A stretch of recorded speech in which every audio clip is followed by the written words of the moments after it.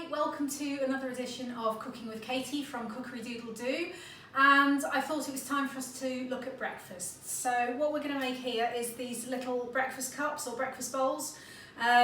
Basically they're like little breakfast bars, but they're formed into the shape of a cup, so you can put anything you want into them. I suggest some yoghurt with some fruit, anything you like, bananas, berries, anything you fancy really. The yoghurt can be plain, it can be flavoured.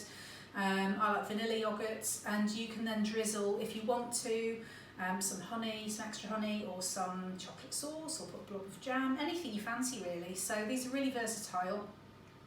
If you don't want to make them in the cup shape like this, you can just put them flat into a tin like a tray blade, like a flapjack, and just cut them up while they're still warm, and they will go into breakfast bars for you instead, so you could eat those on the run. But this is really simple, they're fun, and they're really versatile, so I hope you'll enjoy them. So here we go. We're just going to start with a banana, and we're going to mash this banana up. So you can see this banana's relatively ripe, and the easiest way for little fingers to do this is before you even start thinking about mashing it, just start squidging it in the skin. You don't want to squeeze it so hard that the skin splits completely and all the banana oozes out into your hands, but if you just start giving it a little squidge in the skin like that, you'll find it much easier to mash. And then if the banana is ripe, it'll do what this one's done and start escaping anyway. You just want to get all of that into your bowl. Now this is a sort of medium-sized banana. If your banana is very big and very small, or very small I should say, then you might need to just adjust slightly the quantity of the rest of the ingredients. So medium banana here, and I'm just going to use my fork. I've got a see-through bowl here, so hopefully you can see what I'm doing. And I'm just going to mash this up using the side of a bowl. If little hands are finding this hard, then obviously you can do it on a plate and then just scrape it into the bowl. This just means less washing up this way. But we want to get it so it's pretty much a liquid.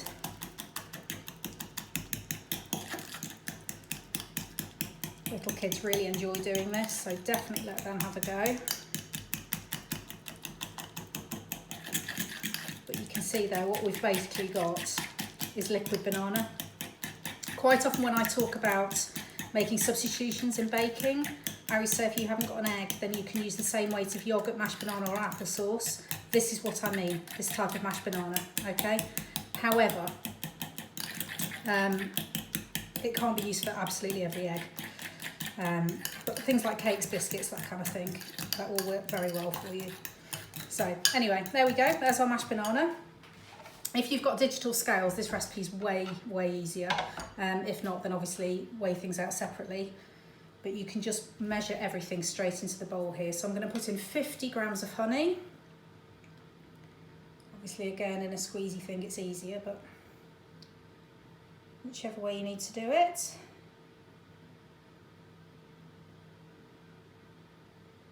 I know that looks quite a lot, but obviously you are making 6. There we go, and everything else that goes in here is really healthy. I'm just going to whisk that in. I'm going to put in a teaspoon of vanilla. Obviously you can measure it with a teaspoon, or I'm just going to put in 5 grams.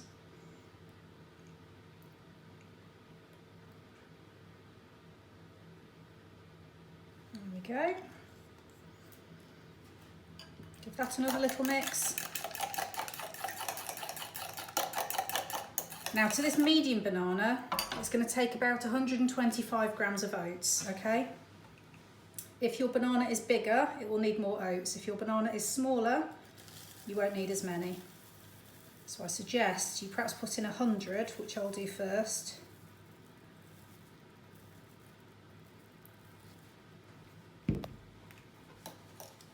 Just mix that through.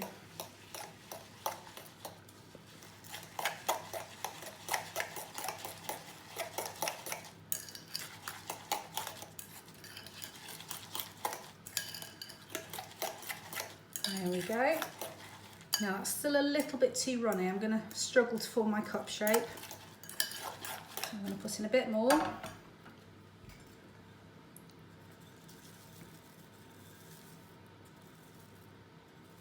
Right, That's another 25. I did say 125 for a medium banana, so let's have a look. You don't want it too stiff.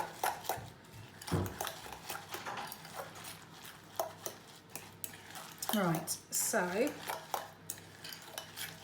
there's my oats mixed in with my banana and honey, and you can see that's just holding its shape. It's still relatively loose.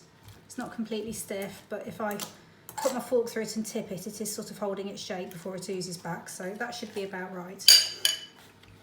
Okay, so that's the mixture done. It's that simple. If you want to put anything else in here, you absolutely can. So you could put in some cinnamon if you like that, or cocoa powder. You could put in some dried fruit. You could put in coconuts, nuts, seeds, whatever you want. Okay, so this is a really versatile mixture, and this is quite wet, so it will take some extra things going in without too much of a problem. Okay, I'm just going to leave ours plain. So I've just got a normal muffin tin here, and all I'm going to do, I've got a little bit of oil in the base of here, just some vegetable oil. Don't use olive oil, you'll taste it, it's too strong. But any vegetable or sunflower, anything like that, just a bit of kitchen roll. And I'm just going to grease these cups quite well, because otherwise it will stick. If you've got a silicone muffin tray, this might be the time to get it out. There we go.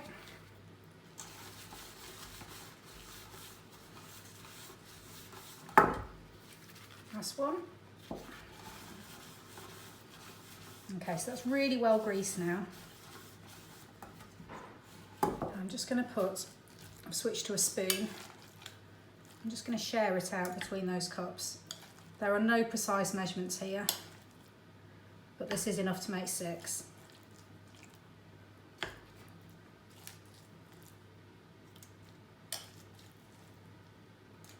There we go. I'll just share it out. Any that looks like it didn't get enough, I'll put a bit more in.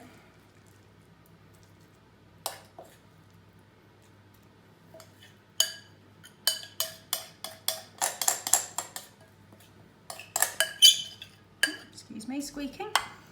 Okay, and then all I'm going to do is form this into cup shape. So I'm going to spread it out a little bit first, and then you're going to need something a bit like the end of a rolling pin or the bottom of a shot glass. So I've got a few ideas here.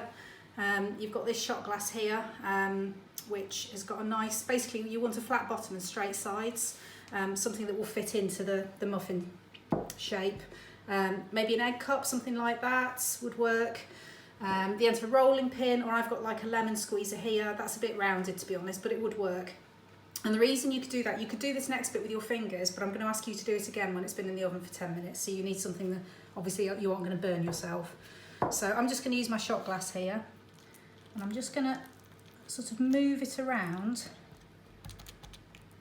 so that what you're getting is a cup shape. If you push it down into the middle at the bottom, it will kind of rise up the sides, and that's what you want. You don't need to fill every cup exactly. It doesn't need to be perfect. It doesn't need to be straight edges at the top.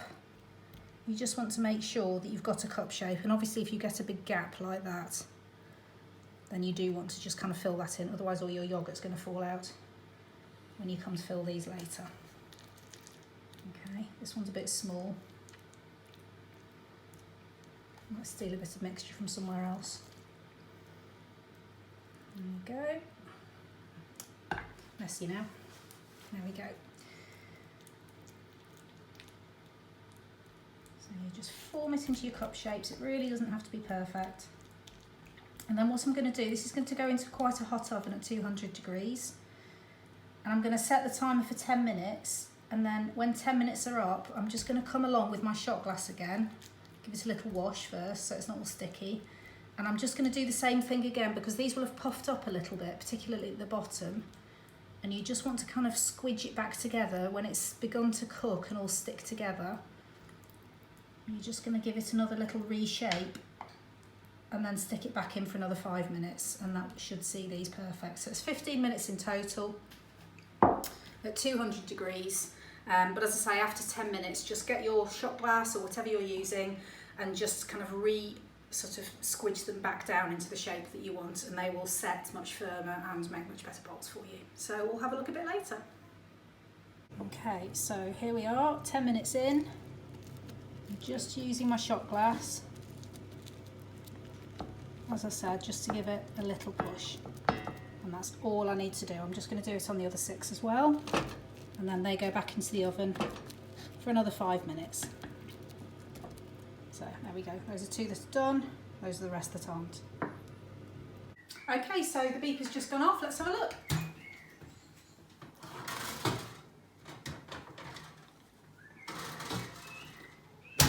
So there we go, lovely bowl shapes. I've still puffed up a tiny bit, but not very much. You can always just give them another push now while they're still warm and they will sink back down again. But yeah, they're beautiful. You just need to leave those in the tin to cool down now.